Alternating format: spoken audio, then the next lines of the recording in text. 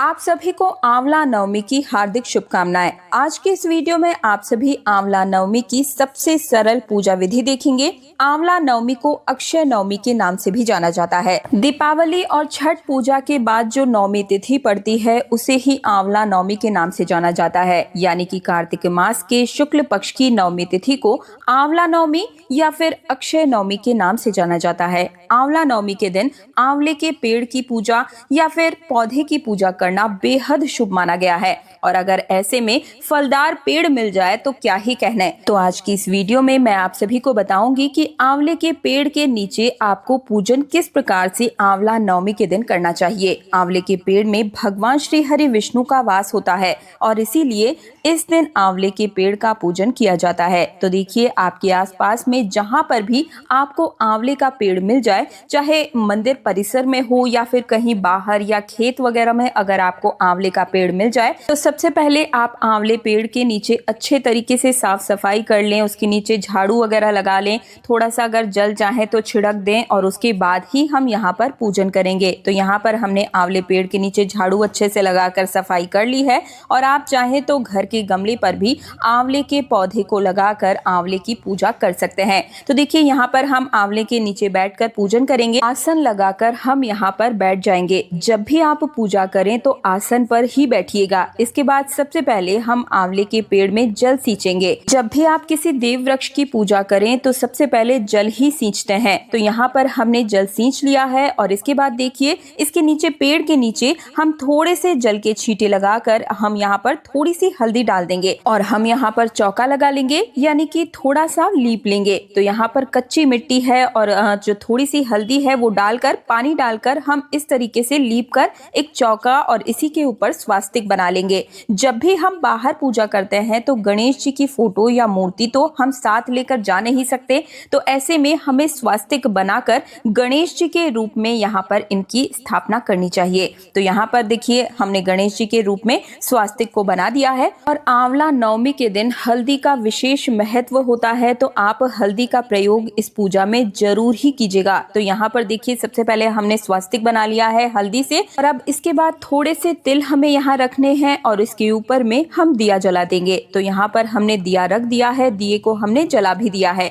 यहाँ पर हमें देसी घी का ही दिया जलाना है। देसी घी का दिया न जलाएं तो फिर आप चाहें तो तिल के तेल का दिया भी जला सकते हैं। इसके बाद में हम तिलक कर देंगे। तो देखिए, हम हल्दी से तिलक करेंगे, रोली से तिलक करेंगे और दिए को भी हम तिलक कर देंगे। इसके बाद में देखिए, मैंने यहाँ पर पहले रोली से तिलक कर दिया था, अब मैं हल्दी से तिलक कर दूंगी। तिलक करने के बाद हम फूल जरूर ही समर्पित करेंगे। तो देखिए, यहाँ पर हम पीले रंग के फूल समर्पित कर रहे हैं, क्योंकि आंवले में भगवान विष्णु का वास माना गया है, और भगवान विष्णु के पूजन में पीले रंग के फूल अगर मिल जाए तो ये बहुत ही अच्छा माना जाता है। और अगर पीले रंग के पुष्प ना मिल पाए तो आप फिर कोई भी फूल चढ़ा सकते हैं, लेकिन अभी तो हल्की हल्की सर्दियां शुरू हो गई है तो गेंदे के फूल बहुत ही आसानी से आपको मिल जाएंगे। तो यहाँ पर हम पीले रंग के फूल समर्पित कर देंगे। और अब हम सफेद तिल समर्पित करेंगे। तो देखिए, भगवान विष्णु का जब भी पूजन करते हैं तो उसमें सफेद रंग के तिल समर्पित करना बेहद शुभ माना गया है। भगवान विष्णु की किसी भी पूजा में तिल का ज्यादा से ज्यादा प्रयोग किया जाता है, सफेद तिल का। तो यहाँ पर हम दिए में सफेद तिल समर्पित करेंगे और आंवले के वृक्ष में भी हम तिल समर्पित कर देंगे।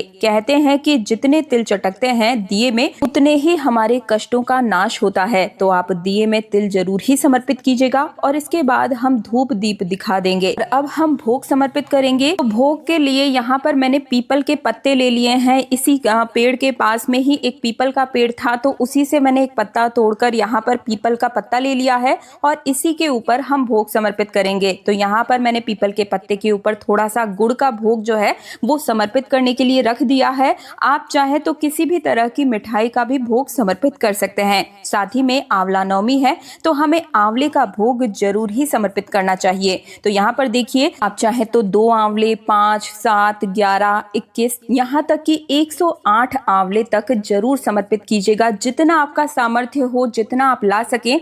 आंवले के वृक्ष के नीचे आंवले का भोग लगाना बहुत ही शुभ और फलदायी माना गया है। घर में सुख समृद्धि इससे आती है। तो देखिए, इसके बाद में अब हम कलावा समर्पित कर देंगे। तो आप इस तरह से देखिए, परिक्रमा करते हुए कलावा लपेट सकते हैं आंवले के पेड़ को, या आंवले का पेड़ अगर छोटा है, या अगर आप घर पे पौधे की पूजा कर रहे हैं तो इस प्रकार से 5, 7 या 9, 11 बार इस तरीके से कलावा आप लपेट सकते हैं। इसके बाद देखिए आप सीधे हाथ में थोड़े से तिल के दाने लेकर और 1 लोटा जल लेकर हम कथा सुनेंगे। तो यहाँ पर हम थोड़े से जो तिल के दाने हैं वो लोटे में डाल देंगे और इसके बाद हम आंवला नवमी की व्रत कथा सुनेंगे। व्रत कथा का वीडियो आपको मेरे चैनल पर मिल जाएगा, तो वीडियो को प्ले करके भी आप कथा सुन सकते हैं। यहाँ पर मैं केवल आपको सरल पूजा विधि बता दे रही हूँ। तो कथा सुनने के बाद में जो तिल है जो हमने लिए थे वो हम आंवला वृक्ष के ऊपर समर्पित कर देंगे और कुछ तिल के दाने हम लोटे में डाल देंगे और अब इसी लोटे वाले जल से हम आंवले के वृक्ष को सींचेंगे। इसके साथ ही आंवला नवमी के दिन आंवले के वृक्ष में दूध सींचना भी बहुत ही पुण्य फलदायी माना गया है। तो यहाँ पर हम कच्चा दूध लेंगे और आंवले के वृक्ष में हम इस तरीके से परिक्रमा करते हुए दूध को सींच लेंगे। तो जल से और दूध से दोनों से हमें सींचना है और इसके बाद में अब हम परिक्रमा करेंगे। तो देखिए आप 5, 7, 9, 11, 21, 108 जितने आपके सामर्थ्य हो उन अनुसार से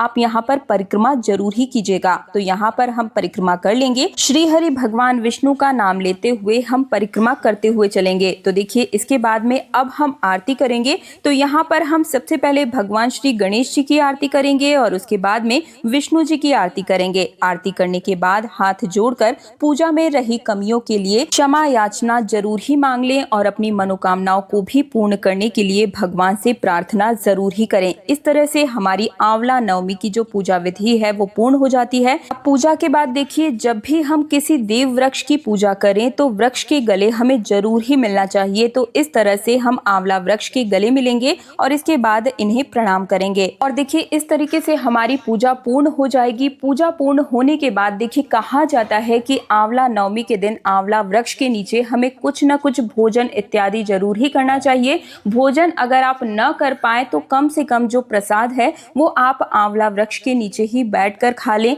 क्योंकि इसका बहुत ही अक्षय पुण्य फल आपको प्राप्त होता है। ऐसा कहा जाता है कि आंवला नवमी के दिन की गई पूजा, दान, स्नान अक्षय फल देता है, यानी कि इतना फल, इतना पुण्य प्राप्त होता है जिसका कभी नाश नहीं होता है। विष्णु पुराण के अनुसार इस दिन आंवला पेड़ के नीचे बैठकर भोजन करने से मनुष्य को स्वर्ग लोक का सुख प्राप्त होता है। तो आप सब भी आंवला नवमी के दिन आंवले के पेड़ की पूजा करें। पेड़ ना मिल पाए तो पौधे की पूजा करें, लेकिन इस दिन अक्षय पुण्य फल प्राप्त जरूर ही कीजिए। मुझे उम्मीद है कि मेरे द्वारा दी गई जानकारी से आप सभी को संतुष्टि मिली होगी।